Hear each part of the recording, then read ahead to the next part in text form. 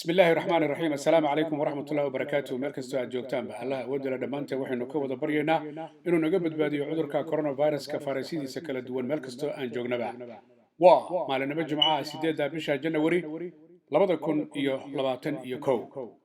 meel kasta oo ka mid ah dunida qayladhaan ayaa ka jirta ku saabsan guud ahaanba cudurka coronaviruska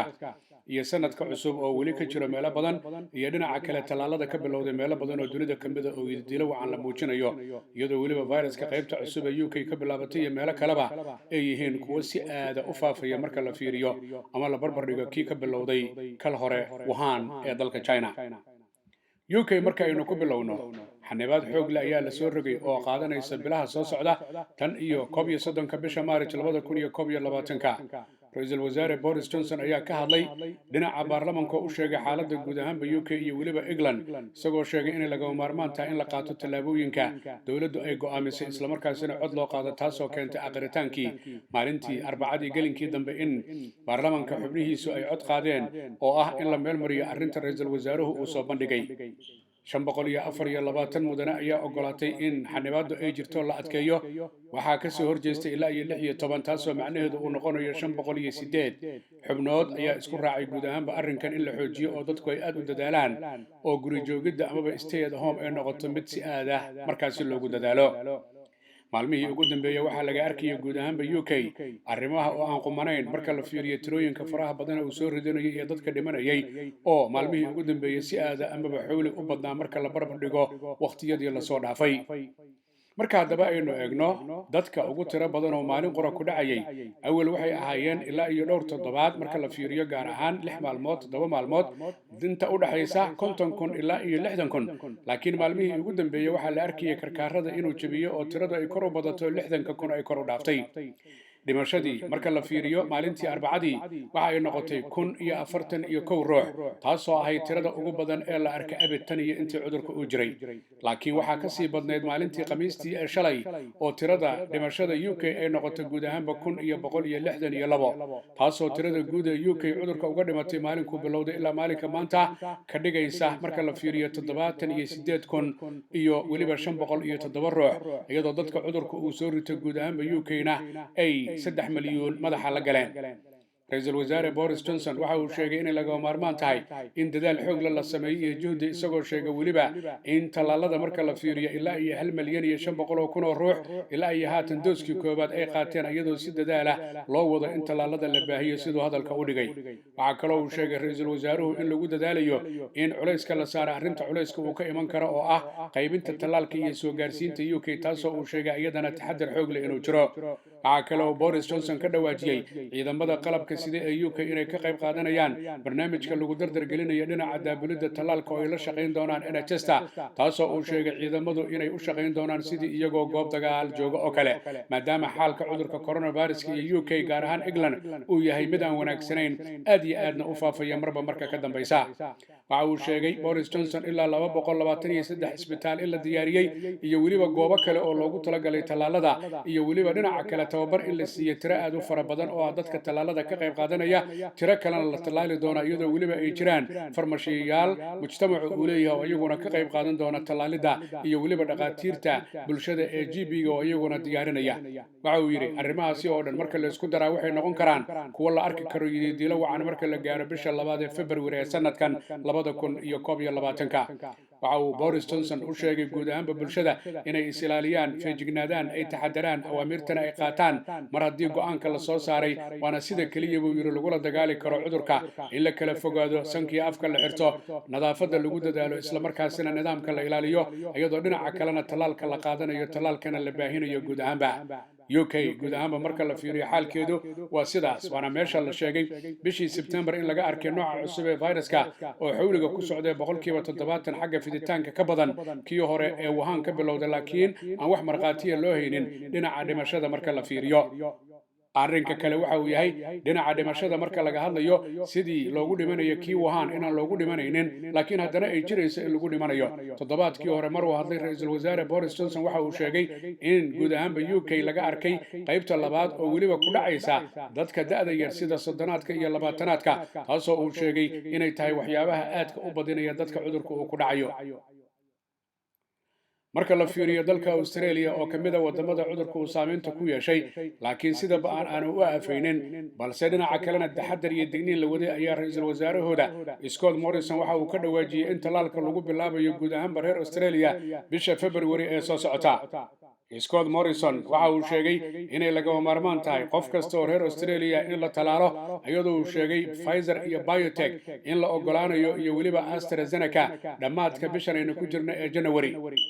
Scott Morrison ra'iisul wasaaraha Australia waxa uu shaaca ka qaaday inay rajeynayaan maamulayaashiisu in marka la gaaro bisha March aakhirkeeda sanadkan 2021 ilaa 4 milyan oo Australian inay talaalka qaataan maalmihii ugu dambeeyay waxaa la arkayay magaalooyin waaweyn ay ka mid yihiin Sydney iyo Melbourne arrinka cusub iyo qaybta cusub ee fayraska oo laga arkay taasoo la tacaalid iyo dadaal xoog leh loogu jiro dadka reer Australia waxay ahaayeen dad aad u dadaalay markii horena xuduudaha la kala xiray walow mowjadiisa labaad ay ku badnayd gobolka Victoria magaalo madax ay Melbourne u tahay laakiin reer Australia guud ahaanba cudurku marka la barbar dhigo wadamada kale ee adduunka dadku uga dhacana ay yar yihiin dadka uu ka dilana ay yar yihiin ra'iisul wasaaruhu waxa kale oo uu sheegay in la doonayo AstraZeneca iyo weliba Oxford talaalkeedana in la qaato oo iyada lafteedana ay heshiis la galayaan oo iibsan doonaan ilaa iyo 10 milyan oo doos ayay dalbadeen reer Australia marka hore kadibna waxay dalban doonaan kuwa kale ee shirkadaha kale taasoo ay doonayaan dadkooda inay ku talaalaan haddii yihiin reer Australia madaxweynaha waddanka Mexico Andrés Manuel López Obrador ayaa waxa uu shaaca ka qaaday inay doonayaan in ay talaal siiyaan haddii yihiin reer Mexico dadka Mexico ka yimid ee jooga Mareykanka ee aan ayagu wax dukumenti ama sharci aan haysanin arrintaas ayaa waxay ka dambeysay markii maamulayaasha waddanka Mareykanka qaarkood ay sheegeen dadka aan sharciga lahayn ama waraaqaha joogista waddanka Mareykanka inaanay talaal heli doonin isagoo taa daba taagan ayuu sheegay madaxweynaha waddankaasi Mexico inay diyaar u yihiin inay kala xaalaan dowladda Mareykanka inay talaalka keenaan gudaha waddanka Mareykanka si ay u talaalaan dadka asal ahaan ka yimid ama soo maray dalka Mexico ee aan dukumentiga haysan si marka ay talaal u helaan oo caafimaadkooda lagu dadaalo arrinta iyada ah ayaa waxaa loo arkayaa inay tahay arrin aan loo baahnayn sida uu hadalka u yiri maadaama talaalku uu yahay arrin muhiim u ah noolaha aadanaha oo ay tahay dadka inaan lagu kala saarin sharci inay haystaan iyo inaanay haysan intaba madaxweyne AMLO waa madaxweynaha waddanka Mexico waxa uu yiri arrintaas waxaan kala xaali doonaa maamulayaasha ee waddanka Mareykanka iyadoo Mexico ay kamid tahay wadamada saameynta xoog leh cudurku uu ku yeeshay taasoo ah waddanka afraad ee ugu dhimashada badan marka la fiiriyo dalalka adduunka ay ka horeeyaan oo kaliya Mareykanka Brazil iyo dalka Hindiya nin isagu dhakhtar ah asal ahaan ka yimid dalka Pakistan oo lagu magacaabo Dr. Umar Atiq oo xarun lagu daweeyo dadka kansarka qaba ku lahaa waddanka Mareykanka 30 sano u dambeysay ayaa waxa uu shaaca ka qaaday inuu cafinayo lacag gaaraysa 650,000 oo dollarka Mareykanka oo ahaa lacag lagu lahaa dad uu kansar ka daweeyay arrintaas ayaa waxa uu shaaciyay in isaga iyo haweeneyda u dhaxdaama afadiisu ay go'aansadeen inay dadka culayska ka qaadaan maadaama cudurka coronavirus-ka shaqalaani ay timid dadku ay guryaha ku xaniban yihiin lacagahana ay iska bixi karin sidii hadalka uu dhigay Dr. Umar Atiq waxa uu yiri waxaan go'aansanay aniga iyo xaaskaygu inaan dadkaas ka cafino lacagtaas gaaraysa 650,000 dollar oo ah biilasha ama lacagaha lagu lahaa maadaama dadka la daaweynayay waxa uu yiri dhibaato xoog leh oo cudurka coronavirus-ka awadeed ayaanu u joojinaynaa xaruntiina aanu albaabada isugu dhufanaynaa mar haddaan shaqadan bilownay buu yiri 1991 intaasna aan bulshada u khidmaynaynay Dr. Umar Atiq waxa uu la hadlay maamulayaasha hay'adaha qaabilsanaa lacagaha deynta inay ka ururiyaan dadkaasi waxaana uu u sheegay inaan lacag laga doonayn dadkaasi maadaama culays xoog leh uu ku hayo cudurka coronavirus-ka xagga shaqada iyo jaabka taasoo dadku haddaanayba noolaan karin oo afka iyo gacanta aanay isla heli karin aysan qumanayn in la weydiiyo deyn mar hore lagu lahaa oo waliba la xiriirtay xagga bini'aadanimada iyo caafimaadka iyo nolosha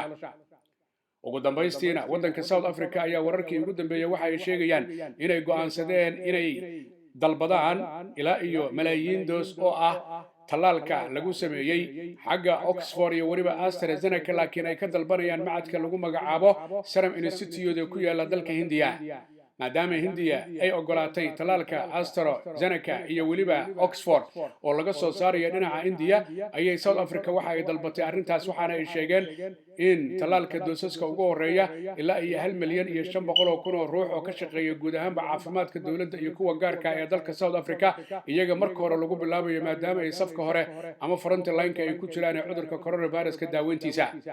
South Africa wasiirkooda caafimaadku waxa uu sheegay inay dadaal xoog leh u galayaan talaalku degdeg inuu ku soo gaaro guud ahaanba waddanka South Africa maadaama South Africa uu yahay dalka ugu dhibadsaday xagga soo ridashada iyo xagga dhimashada oo weliba 1 milyan 2 toddobaad ka hor dadka South Africa cudurku uga dhacay ay kor u dhaafeen taas oo madaxweyne Ramaphosa iyo wasiirkiisa caafimaadkuba ay sheegeen in xayiraadii ugu weyneed iminka ay ka jirto waddankaas oo loo baahan yahay talaalka in la qaato la ballaariyo si markaas cudurka looga jaba gaaro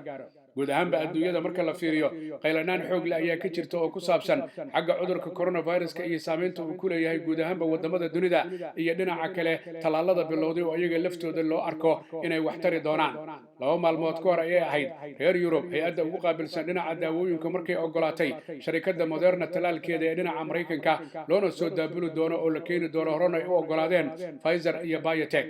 waddanka lagu magacaabo Holland ayaa waxa uu ahaa dalka kaliya ee aan talaalka bilaabin marka la fiiriyo reer Yurub 27 waddan isagana ballantiisu waxay ahayd maanta oo Jimcaha 8 bisha January inay bilaabaan talaalka taasoo markaa u muuqanaysa guud ahaanba wadamada jeebkooda uu buuran yahay inay talaalada bilaabeen lagana sugayo loogana fadhiyo inay taageero lacageed u muujiyaan wadamada aan jeebka buurayn si talaalku markaas uu u gaaro marka daba aynu fiirino fariinta waxa fududeeya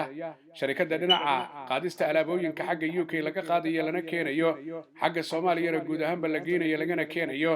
waa sharikadda lagu magacaabo Parcel Host oo fadhigeedu yahay UK xafiiskeeda weynina uu ku yaalo bariga magaalada London 473 High Road Leighton halkaas oo uu diyaar ku yahay ganacsade Axmed Barqadle iyo weliba iyadoo halkaas laga heli karayo oo kale DHL-ka guud ahaanba adduunyada oo dhan la isaga daabulo alaabooyinka hadda diraysidii hadii lagu keenayo intaba ganacsade Axmed Barqadle waxa kale oo bulshada u haya guud ahaanba telefoonada noocyada kala duwan ee kuwa ugu dambeeyay iyo cunooyinka kala duwan waxaana lagala xiriiri karaa telefoonka eber 7949512877 dadka Soomaaliyeed meel kasta ay joogaan dhib iyo dheef waxay la wadaagaan dadweynaha dunida waxaana laga rabaa inay islaaliyaan ay feejignaadaan baryada ay badiyaan nadaafadana ay ku dadaalaan inay dhageystaan awaamirta ka imanaysa maamulayaasha dalalka ay joogaan iyagoo aan iloobi in halku dhigi ahaa walaalle ha ii soo dhawaan yaana ku soo dhawaan yaana isu soo dhawaan aan kala fogaano baryada aan badina nadaafadana aan ku dadaalno maxamed axmed xaaji cagmadhiga iyo bahda telefishinka caalamiga Universal ugu qaabilsan arrimaha ka wacyigelinta bulshada cudurka coronavirus oo idin leh annagoo kariimkeena kaashanayna kaalinteena aan ka qaadano ka hortagga